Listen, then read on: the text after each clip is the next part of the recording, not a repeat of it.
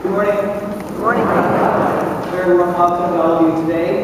For those of you who are visiting here at Eden of All Saints, my name is Father Kevin Cooper. I'm the parish administrator, and with our associate Father Frank and our deacon Mark Plyce and the entire parish community, we're very, very happy to have you with us to celebrate the Eucharist today. 9 years ago, I was the associate pastor at St. Patrick Church in Chesterton. And on one Friday evening at 9 o'clock in the middle of September, I had gone over to the office, which never ever happens on a Friday night, to get caught up on some work and to kind of get ahead of a few things. And while I was there at my desk, I looked out my window, and about 9 o'clock, there was this big, huge, old Chevy Suburban that drove by the window. Now, I was driving around the parking lot at 9 o'clock on a Friday night, and I didn't think much more about it. And then about 5 minutes later, there was a knock on the office door. I'm like, this is really not good. So I went to the door, and there was a person standing there as I opened. And I didn't know if the person was male or female. The person was wearing a camouflage jacket and camouflage shorts, and this baseball cap that was pulled really, really low. And so I kind of skitishly opened the door, and I said, "Can I help you?" And this person said, "You don't know who I am, but I know who you are." Okay. I said, "Who are you?" And she said, "My name is Kate. And Father Kevin, I heard you preach 5 years ago, and I knew that you were here, and I need to talk to you." And I said, "Well, what can I do for you?" She says, "I have some questions. I have a question. I want to know, how can you know that God exists?" And I'm thinking to myself, "Oh, this is not going to be good." So I opened the door and I turned on all the lights, and I brought her into my office, and for 2 hours we talked about how you can know the existence of God. And I was pulling out my very best stuff. I was using my St. Thomas Aquinas theology, discussing the 5 proofs of the existence of God, and talking about the argument from design, and the argument from gradation, and the argument from movement, and all these other really excellent things. And after 2 hours, I just had nothing left. I said, "Ma'am, you gotta go." I said, "But you're welcome to come back." She says, "Okay, I'll be back next Friday." I'm like, "Okay." So she comes back the following Friday, and she knocks on the door, and I said, "What do you want to know about this week?"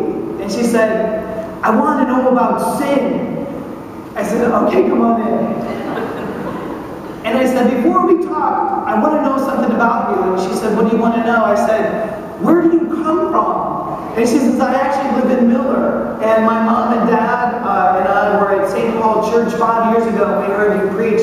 And I've spent the last year at West Point, and I dropped out because I have too many questions." And then she said, "So tell me about sin." And so we talked for another 2 hours, and I said, "Man, you gotta go."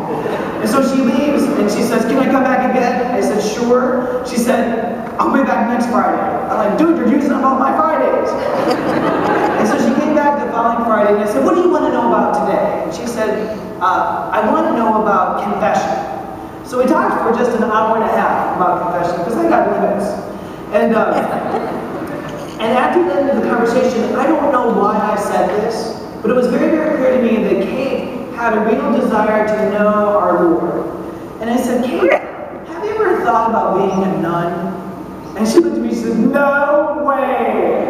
Never, ever going to happen. Not for me." Now, Kate is this wonderful example of how we kind of get ourselves in motion, we line ourselves up with our lives, and then we just kind of move through.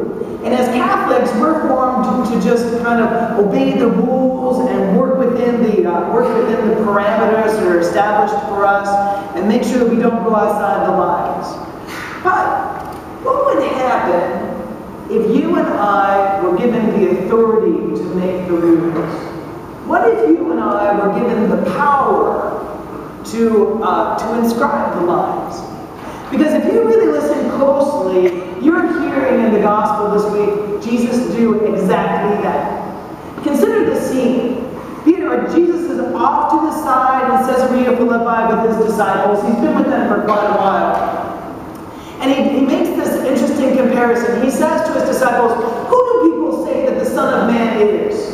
It's interesting that Jesus would refer to himself as the Son But he does, and they say, well, some people think that you are John, that the Son of Man is John the Baptist. And some people think that the Son of Man is Elijah or Jeremiah or one of the prophets.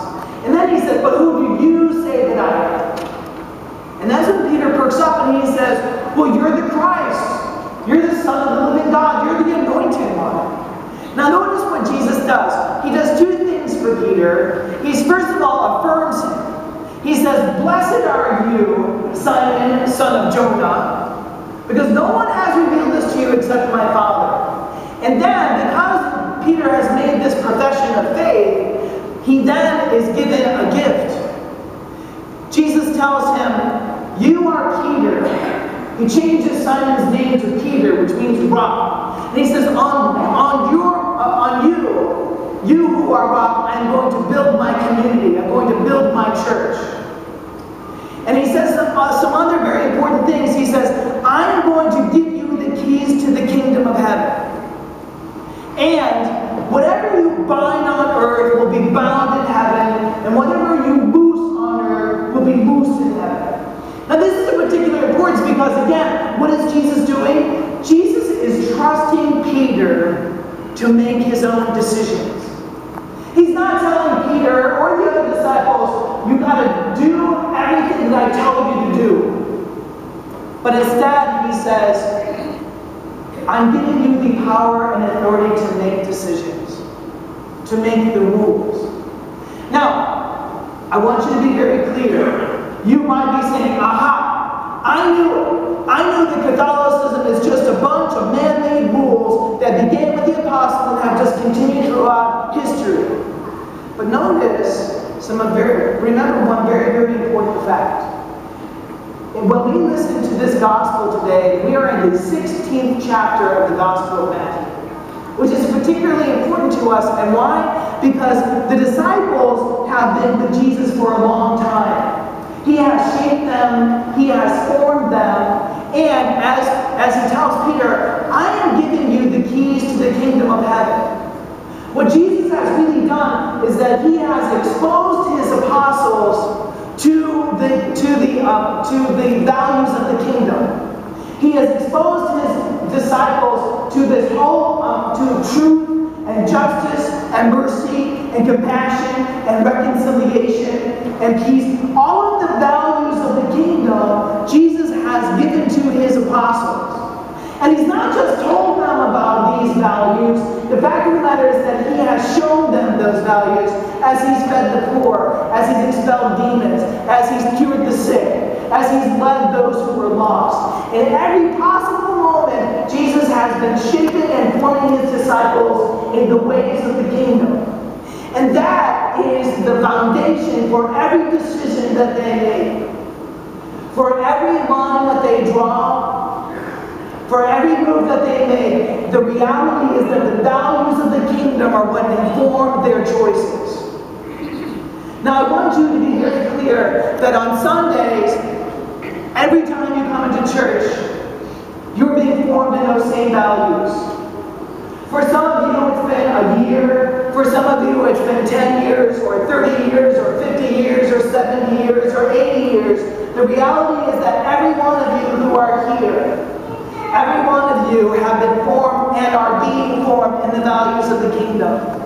You see and hear that justice and mercy, compassion, forgiveness, truth, all of that is being proclaimed to us in the scriptures. You hear how God does it over and over and over again throughout Christian history. When we celebrate the Eucharist, you see love and compassion and mercy displayed right before you. And in fact, you take it into your very self.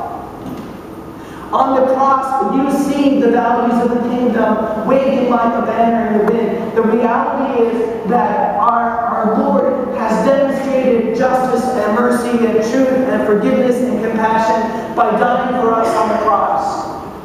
You have what it takes to make good decisions. You have what it takes to write your own lives. You have what it takes to be people who not only live in this world, but change this world and live differently. That's the gift that you've been given. Why? Because you come in here and we are shaped and formed to be different. Christians are different. We are different than the worldly values because we live the values of the kingdom. And that's why you and I can choose well when we're deciding how we're going to move in our relationships with one another, how we use our bodies, how we seek justice, how we offer forgiveness. In all of these different ways, every day, we have the values of the kingdom to guide and direct and shape and inform us. That's what it means. That's why we can make our own decisions. And that's why, quite frankly, my friends, our Lord trusts us. We are not robots. We are not some kind of mechanism. Our Lord has given us these gifts so that we can live differently. And that's why Kate is a different lady today. Last Tuesday, Kate took her final profession as a religious sister of mercy in Alma, Michigan. And she is now known as Sister Anna Marie. And I saw her on Friday, and she is all aboard. She, over the last 9 years, has listened to our Lord and invited her to embrace and to live the values of the kingdom. And so today, she is doing just that.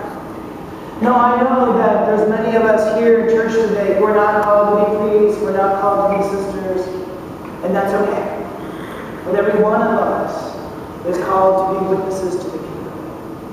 Every one of us is given those values, the values of the kingdom, so that we can answer the call, so that we can live differently, so that Christ can be known in our world.